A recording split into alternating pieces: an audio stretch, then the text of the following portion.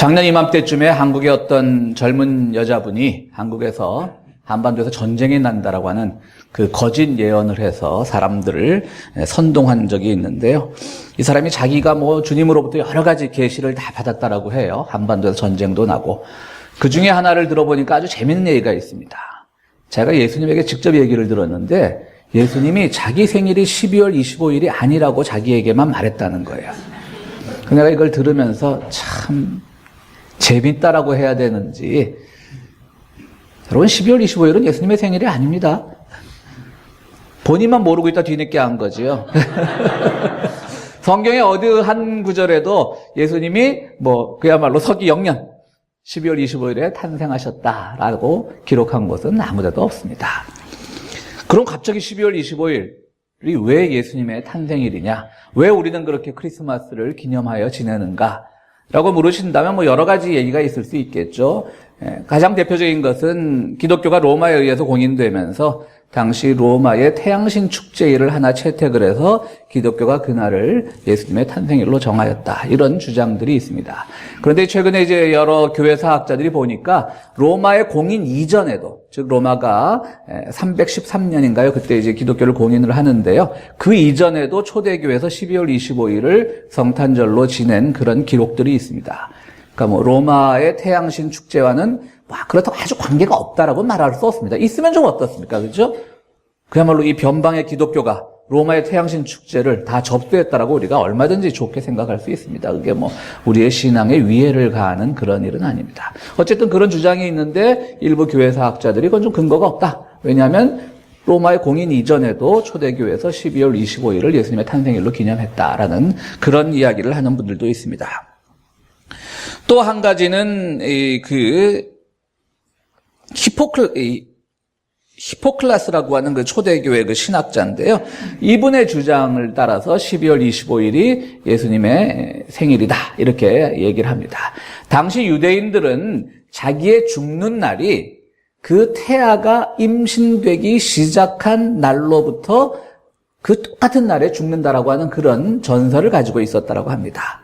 그러다 보니까 예수님이 죽은 날은 우리가 비교적 정확하게 알 수가 있어요. 왜 성경에 보면 당시 6월절 축제 기간 동안에 그렇게 십자가에 달리셨으니까. 그럼 그 당시 지금 율리우스력으로 그 당시를 거슬러 올라가 보면 그 해가 3월 25일이었다고 합니다. 예수님께서 십자가에 달리신 날이. 그런데 이제 이스라엘 사람들은 임신 기간을 9개월로 잡았답니다. 그러니까 그날 죽은 날이 임신한 날과 같으니까 3월 25일에 예수님이 마리아에 의해서, 그러니까 요셉에 의해서든지 아니면 성령에 의해서든지 잉태가 된 것이고요. 그리고 나서 9개월을 더하면 12월 25일이니까 이렇게 해서 예수님의 탄생일을 그렇게 또 추정을 했다라고 하는 그런 이론들도 있습니다. 중요한 것은 그것이 로마의 태양신 축제에 따른 것이든 아니면 당시 이스라엘 사람들이 믿었던 임신한 날과 사망한 날이 같다라고 하는 그것에 따르든 그것은 중요한 것이 아닐 겁니다. 오늘 우리는 어쨌든 이 12월 달, 특히 교회력으로는 새해가 시작되었지만 세상의 달력으로는 한 해를 마감한 이 마지막 부분에 모든 교회가 함께 약속한 그날에 예수님의 탄생을 기념하고 또 그것을 통해서 예수님의 이 땅에 오신 의미를 발견하는 것으로서 충분히 가치가 있습니다. 그러니까 12월 25일이 예수님의 탄생일이 우리 특히 자녀들 성경 어디에 나와 있지 그동안 만약에 찾았다면 그런 수고들 하지 마시고 이것은 교회에 약속된 날짜일 뿐입니다. 제가 왜 이야기를 하냐면 그 거짓 예언자 작년에 홍혜선이란 분이 한반도에 전쟁 난다라고 한 분이 어찌 보면 참 한심해서 그래요. 자기가 뒤늦게 알은 것을 창피할 줄 알아야 되는데 오히려 주님이 나한테만 말씀하셨어. 그날이 내 생일이 아니야 라고 그렇게 말하는 것 자체가 얼마나 좀 웃음나 그런 생각을 해봅니다. 그렇습니다. 주변에 보면 자기의 신앙생활을 어릴 때 보수적인 교회나 어떤 근본주의적인 교회에서 자람으로 인해서 그것이 나중에 대학을 가고 성인이 되면 두 가지 반응으로 나타나는 경우가 있어요. 한 가지는 자기가 믿어왔던 걸 놓치기 싫으니까 점점 그 신앙이 왜곡되어지는 겁니다. 마치 이 거짓 예언을 했던 이 젊은 여성처럼요. 대부분 이렇게까지 심해지진 않지만 많은 우리 한국 교회도 마찬가지고 미국 교회도 마찬가지고요. 그 잘못 믿었던 것과 세상의 어떤 것과 충돌하면서 그것을 좋아할 능력을 상실해버리게 되니까 그래도 믿음인데, 그래도 하나님인데라고 하면서 그 왜곡된 신앙을 평생 유지하면서 종교의 노예가 되어버리는 그런 사람들을 많이 보게 됩니다.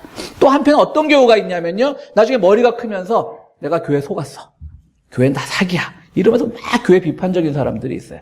제가 밖에서 만나는 사람들 중에 그런 사람들이 많아서 막 저한테 막 뭐 이건 뭐 어쩌고 저쩌고 얘기를 해요. 저는 항상 답은 똑같습니다. 그걸 믿었어? 믿으니까 바보지. 뭐 성경은 뭐 하늘에서 딱뚝 떨어진 하나님의 말씀이 아니라 뭐 초대교회 뭐 사도들이 기록한 것이고 뭐 후세에 편집된 것이고 뭐 이제 알았어? 저는 이렇게 말하면 상대방들이 당황을 해요. 막 제가 분노할 줄 알고 그런 말을 만들어 막 이게 공격을 한 건데요. 그러니까 두 가지 다 좋은 것은 아니겠죠. 어떤 신앙의 노예가 되어버려서 자유롭게 생각하고 성서를 비평적으로 읽어내는 방법을 모른 채로 그것이 신앙인 양 평생을 살아가는 사람들도 측은해 보이고, 한편으로는 내가 마치 세상의 모든 지식이 있는 것처럼 그동안 내가 교회에서 믿었던 건 다 속았다라고 생각하면서 반기독교적인 정서 속에 살아가는 그런 사람들도 측은해 보기는 마찬가지입니다. 우리 교회가 아무래도 적다 보니까 주일학교였던 많은 자원들이 투입되지 않고, 그러니까 교회를 떠나는 분들 중에 우리 다 좋은데 그분들이 꼭 하는 말이 있어요. 그러니까 제가 실망할까 봐 그러는지, 목사님 설교는 좋은데 우리 교육이 안 돼서 우리 애들 교육 때문에 교회를 떠납니다, 뭐 이런 얘기를 해요. 그럼 저는 그 말을 들으면 한 가정이 교회를 떠난다는 마음 때문에 마음이 애잔한 것도 있지만, 한편으로는 또 한 명의 아이가, 우리의 2세들이, 우리의 차세들이 혹시 또 잘못된 길을 가게 되는 것은 아닐까. 도대체 대형교회 시스템이 잘 돼 있게 돌아가는 그 대형교회 교육들이 결국 가르치는 것이 뭐냐면 그런 근본주의적인 신앙을 아직도 벗어나지 못하고, 그냥 아이들을 학교 교육과 똑같이 제도와 틀 속에 똑같은 프레임으로 그냥 공장에서 찍어내는 것처럼 신앙교육조차도 그렇게 찍어내는 그런 교회가 겉보기에 좋은 시스템이라고 해서 떠나는 것을 볼 때 이건 아닌데 라는 생각이 들 때가 많습니다. 그렇습니다. 진정한 믿음이란 뭐냐면 성서를 비평적으로 읽고 그 안에서 주님께서 주시는 진리를 우리가 자유롭게 고백하는 겁니다. 그리고 그것을 가지고 우리가 이 땅에서 어떻게 승리하며 이 땅에 과연 우리가 영원한 진리는 아직도 모르지만 그래도 무엇이 정말 주님께서 말씀하시는 것일까, 이것을 고민하면서 살아가는 신앙이 참된 신앙인 겁니다. 우리는 성탄절이 되면 또 오늘 본문이기도 한 동방박사 이야기도 많이 합니다. 12월 25일도 사실은 성경엔 근거가 없지만 동방박사는 성경에 나오는 얘기예요. 그러나 이 동방박사에 대해서도 많은 이론들이 존재를 합니다. 한편으로는 조금 더 진보적인 신학계에서는 이거는 실제로 일어난 일이 아니라 그냥 마태의 저자의 어떤 후기적인 첨가물이다, 기록한 것이다, 후기의 기록을 첨가한 것이라는 그런 주장도 있고요. 또 과연 이 사람들이 정말 왔다면, 예수님을 찾아왔다면 어떤 사람들일까? 대부분의 사람들이 동의하는 부분이 바로 페르시아, 지금의 이란이 되겠죠. 페르시아의 점성술사들이 새로운 별을 찾아서 오다 베들레헴 누추한 마구간까지 왔다라는 그런 주장이 아무래도 제일 일반적인 거고요. 최근에는 또 이 동양 철학을 하는 분들 중에는 그 동양 철학자 중에 묵자라고 하는 사람이 겸해사상, 그러니까 모든 사랑을 함께 나누자고 하는 것이죠. 그 묵자의 제자 그룹들이 중국에서부터 왔다, 이렇게 주장하는 사람들도 있습니다. 무엇이 되었건 간에 어쨌든 그들은 마태복음 기자가 오늘 우리들에게 동방박사 이 세 사람을 통해서 우리에게 주는 메시지가 무엇일까를 발견하는 것이 더 의미가 있는 것입니다. 또 성경에 세 사람이란 말도 없어요. 왜 세 사람일까요? 예물이 세 가지니까. 물론 복수로 쓰였으니까, 헬라어로 복수로 쓰였으니까 두 사람 이상일 것은 우리가 생각을 하는데 세 사람일 수도 있고 네 사람일 수도 있어요. 근데 왜 우리가 그냥 동방박사 세 사람이라고 부르냐면 예물이 세 가지였으니까. 그러면 성경이 거짓일까요? 아니면 우리가 동방박사 세 사람 부르는 찬송이 거짓일까요? 그렇지 않다라고 하는 것이죠. 그냥 그 동방박사라고 하는 사람들이 예수님께 와서 그들이 예수님께 예물을 드렸던 그 행위들, 그리고 그들이 별을 찾아왔던 행위들이 오늘 2015년을 사는 이 성탄절을 보내는 우리들에게 어떤 의미가 있는가를 발견하는 것이 더욱더 중요하다라고 하는 것입니다. 그렇습니다. 동방박사는 일단 우리가 3명이라고 가정을 하고요. 예물이 3개였으니까 3명이 왔습니다. 오늘 또 이 동방박사는 페르시아에서 떠난 사람으로 우리가 또 가정을 하고 설교를 한번 나눠볼까 합니다. 그들은 그럼 왜 떠났을까요? 당시 페르시아는요, 우리가 성경에 보면 이 바빌론 제국을, 구약시대 바빌론 제국을 멸망시킨 그런 대제국이었고요. 물론 알렉산더 때 그 헬라 제국에 의해서 점령당한 적이 있지만 그 고대사를 보면 그 페르시아 제국을 헬라 제국이 점령할 때 너무 쉽게 점령을 해갖고 그 당시 문명이나 이런 것들에 대한 파괴가 거의 없었습니다. 그리고 예수님이 태어날 당시에 그 페르시아는 파르티아라고 하는, 그때는 이미 헬레니즘 제국이 물러났을 때죠. 헬라 제국이 물러났을 때죠. 파르티아라고 하는 새로운 왕조가 그곳에 형성되어 있었는데, 이 파르티아라고 하는 왕조는 심지어는 그 페르시아, 바빌론을 무너뜨렸던 페르시아보다 더 큰 문명을 가지고 있었습니다. 자, 생각을 해보십시오. 그 페르시아에는 점성술사들, 그러니까 여전히 강대국입니다. 여전히 문명이 발전한 나라들입니다. 그들이 왜 별을 보고 궁금해하고 그 별을 찾아 떠났을까? 한 번쯤은 생각해 보셨습니까? 그들은 당시 자신들이 살아가던 그 세계, 페르시아여도 좋고 파르티아여도 좋고 뭐 중국이어도 좋고요. 당시 그 변방의 조그만 이스라엘 이름도 그야말로 듣도 보도 못한 그런 조그만 나라 쪽에를 알지도 못했던 사람들이 그 화려한 문명을 가지고 있던 그 속에 살아가면서 왜 그들은 별의 현상을 보고 그것을 탐구하려고 했을까요? 단순히 과학적 탐구의 마음 때문에? 그들이 점성술사였기 때문에? 천문학자였기 때문에? 그렇진 않다라고 하는 거죠. 그들은 자기들이 살고 있는 그 세상에서 그 세상이 보여주는 것들, 그 세상이 제공하는 것들에서 해답이 없다라고 느꼈기에 새로운 별의 현상을 보고 뭔가 고민하면서 뭔가 새로운 것을 추구하는 마음으로 찾아갔던 것이죠. 생각을 해보십시오. 지금 우리가 살고 있는 세상이 굉장히 좋은 세상입니다. 자, 다 풍족합니다. 그럼 우리가 이 세상에 살고 있는 동안 어떤 모순도 발견하지 못하고 어떤 잘못도 발견하지 못하면 어떤 신비한 현상, 어떤 뛰어난 학자, 어떤 뛰어난 예언자가 나와서 이것이 진리입니다라고 말해도 우리는 따라가지 않아요. 왜? 여기가 좋사원이거든요. 지금 내 여기가 좋은데 뭘 따라가봤자 고생길이 열릴 것이고 그 헛소리를 하는 사람들도 못 믿겠고 이런 마음들이 있을 거 아니에요? 그렇잖아요, 지금. 그런데 이 동방박사 세 사람은 파르티아라고 하는 그 화려한 왕조에 살면서 왜 그들은 별 하나를 보면서 그 별이 지시하는 땅이 어딘지도 모르면서 마치 아브라함이 하나님이 지시할 땅 어딘지 모르지만 그곳으로 가라고 했을 때 떠났던 것처럼 그들은 떠나는 겁니다. 지금 내가 살고 있는 이 땅에는 해답이 없습니다. 모순만 가득합니다. 그렇기 때문에 나는 새로운 진리가 필요한 세상이라는 것을 공감하면서 우리 한번 새로운 세상의 진리가 무엇인지 그것이 어느 곳에서 시작되는지 한번 우리 찾아봅시다.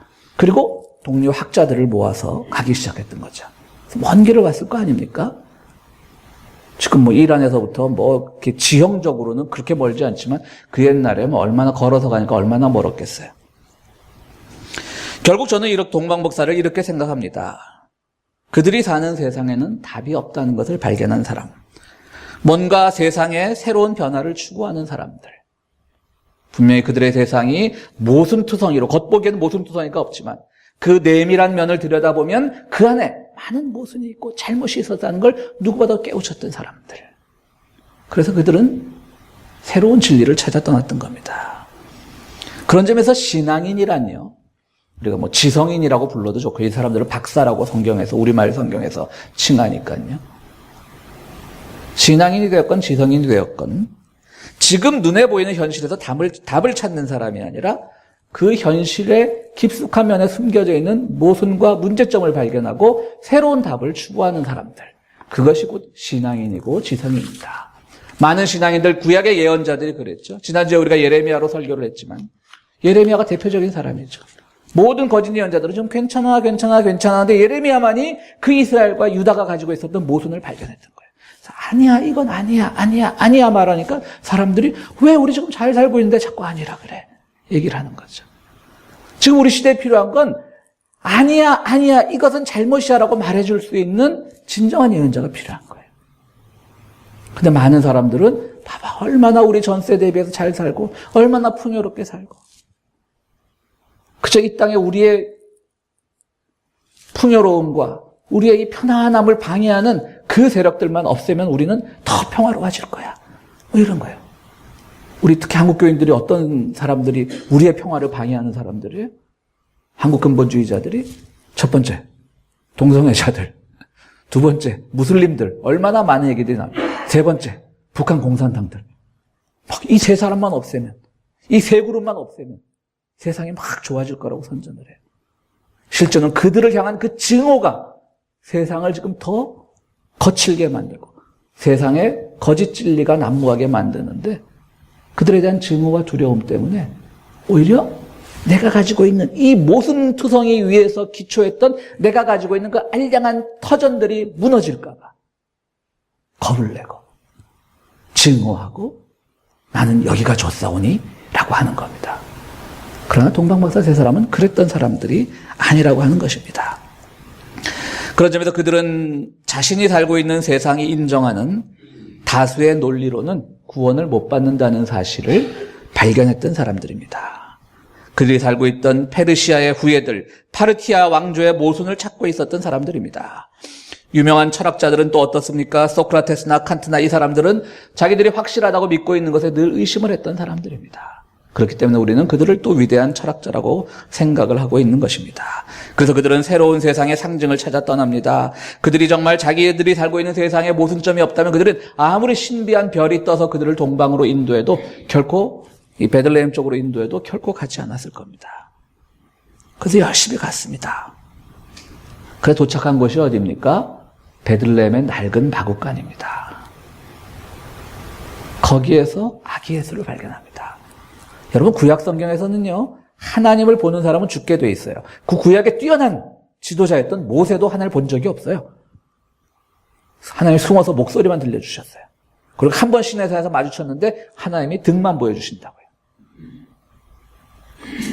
그러니까 하나님이 이렇게 아주 그냥 대단한 존재인데 모세에게조차 보여주지 않은 존재. 오늘 어떤 사건이 일어났습니까? 그 하나님이 자기 모습을 드러냈어요. 근데 어떻게? 웅장하고 장엄하고 막 이 권위적이고 세상의 모든 권세를 다 가진 대단한 모습으로 드러낸 것이 아니라 자기 혼자 설 수도 없는 그 아기의 모습으로, 그리고 그 누추한 마구간에서. 이 동방박사는요, 그래서 박사인 것 같아요. 그들이 딱 마주쳤을 때 얼마나 실망했겠어요? 이게 뭐야? 뭐야 이거, 우리 페르시아 어디 시골도 이거보단 잘 살겠다 그러지 않았겠어요? 우리 이란의 저 시골보다 이거보다 잘 살겠고, 왕이라는 이 별이 인도하는데 겨우 이게 서지도 못하는 그야말로 이 유아가 있을 때 얼마나 실망했겠어요. 그런데 그들은 그 실망이 곧 진리라는 것을 알게 됐던 것이죠. 그래서 황금과 유향과 모략을 바치게 되는 겁니다. 칼빈, 우리 종교개혁자 칼빈이고 우리 개혁교회 시조가 되는 우리 존 칼뱅은요, 이걸 황금은 어떤 왕권, 지도자상, 그 다음에 유향은 예언자, 또 모략은 메시아를 상징하는 거라고 그랬는데요.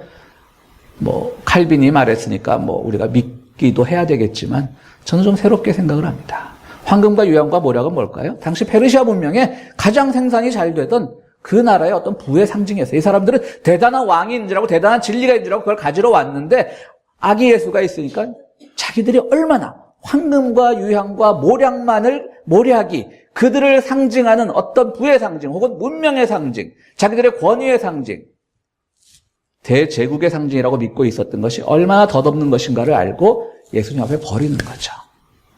그러니까 예물인 동시에 그건 버림입니다. 황금과 유향, 예수님이 그거 어디다 쓰겠어요? 그러니까 그거는 버림이에요. 이제는 이게 아닙니다. 세상의 진리는 황금으로 움직여지는 것도 아니고 유향과 같은 향으로 움직여지는 것도 아니고 모략으로 움직여지는 것도 아니고 바로 이 아무것도 가지지 못한 아무 힘없는 그 아기 예수로 나타난 하나님.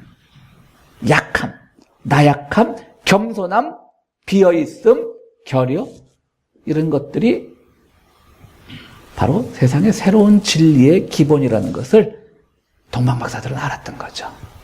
아주 놀라운 진리인 겁니다. 요즘 우리가 살고 있는 세상에서 정말 이 세상에 가지고 있는 모순을 발견하지 못한다면 오늘 분명히 우리는 우리 전 세대에 비해서 더 잘 사는 건 틀림없습니다. 더 편안한 삶을 사는 건 틀림없습니다. 그러나 바로 그 속 깊은 면이 가지고 있는 그 모순을 발견하지 못한다면, 우리의 그 징후의 씨앗을 버리지 못한다면 하나님의 말씀이 아니라 미디어에 의해서 과장되고 왜곡된 그것에서 진리를 찾고자 하는 그런 마음을 버리지 못한다면, 그래서 지금 여기서 일어나고 있는 일들이 다 편안하고 좋은 것이라고만 믿는다면 우리 앞에 아무리 정말 예수님이 다시 태어나서 이건 진리 아니라고 말해도 예수님 내보낼 거라고요. 난 여기가 좋아요. 난 예수님 따라가기 싫어요. 교회 와서 말로는 그냥 주님 믿습니다 하면서 그렇게 될 거라고요. 그거는 성탄의 의미를 제대로 발견하는 것이 아닙니다.